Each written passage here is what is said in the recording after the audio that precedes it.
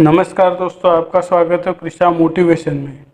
दोस्तों, आज की ये कहानी आपके जीवन को बदल देगी। तो आपसे रिक्वेस्ट है कि इस कहानी को अंत तक जरूर सुनिएगा। गिद्धों का एक झुंड खाने की तलाश में भटक रहा था। उठते उठते वे एक टापू पे पहुंच गए।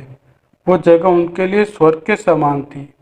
एक तरफ खाने के लिए मेढक, मछलियाँ और समुद्री जीव मौजूद थे, और इससे भी बड़ी बात यह थी कि वहाँ इन गिद्धों का शिकार करने वाला कोई जंगली जानवर भी नहीं था, और वे बिना किसी भय के वहाँ रह सकते थे। युवा गिद्ध कुछ ज़्यादा ही उत्साहित थे। उनमें से एक बोला, वाह, मज़ा आ गया। अब तो मैं यहाँ से कहीं नहीं जाने वाला। यहाँ तो बिना किसी मेहनत के ही हमें बैठे बैठे खाने को मिल रहा है। बाकी गिद्ध भी उसके हाँ में हाँ मिला के खुशी से झूमने लगे।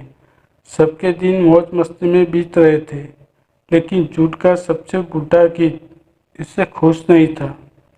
एक दिन अपनी चिंता जाहिर करते हुए वो बोला, भाइयों, हम गिद्ध हैं। हमारी ऊंची उड़ान और अचूक वार करने की ताकत के लिए हमें जाना जाता है। पर जब से हम यहाँ आए हैं, हर कोई आराम तलब हो गया है।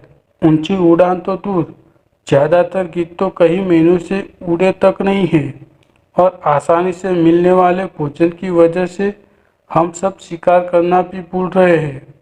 ये हमारे भविष्य के लिए अच्छी बात नहीं है। मैंने फैसला किया है कि मैं इस टापू को छोड़ वापस अपने पुराने जंगलों में लौट जाऊंगा। अगर मेरे साथ कोई चलना चाहे तो चल सकता है। बूढ़े गिद्ध की बात सुन बाकी गिद्ध हंसने लगे। किसी ने उसे पागल कहा तो कोई उसे मूर्ख की उपाधि देने लगा। बेचारा बूढ़ा गिद्ध अकेले ही वापस लौट गया। समय बीता। कुछ वर्षों बाद बूढ़े गिद्ध ने सोचा, न जाने मैं अब कितने दिन जीवित रहूंगा। क्यों न एक बार चलकर अपने पुराने साथियों से मिल लिया जाए। लंबी यात्रा के बाद जब वो टापू पे पहुंचा तो वहां का दृश्य भयावह था।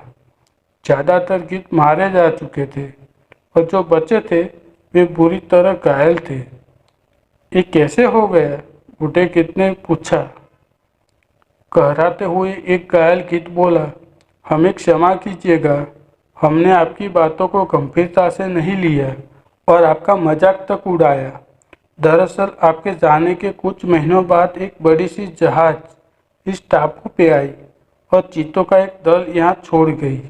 चीतों ने पहले तो हम पर हमला नहीं किया, पर जैसे ही उन्हें पता चला कि हम सब न उड़ सकते हैं और न अपने पंजों से हमला कर सकते हैं, तो उन्होंने हमें खाना शुरू कर दिया। अब हमारी आबादी खत्म होने की कगार पर है। बस हम जैसे कुछ घायल गिद्ध ही जिंदा बचे हैं।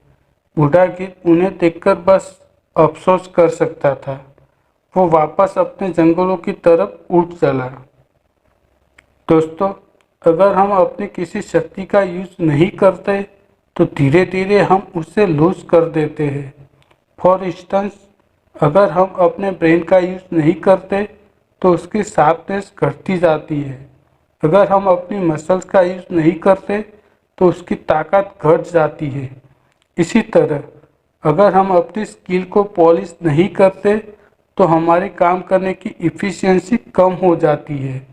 तेज़ी से बदलती इस दुनिया में हमें खुद को बदलाव के लिए तैयार रखना चाहिए, पर बहुत बार हम अपनी करंट जॉब या बिजनेस में इतने कंफर्टेबल हो जाते हैं कि बदलाव के बारे में सोचते ही नहीं और अपने अंदर नई स्किल ऐड नहीं करते।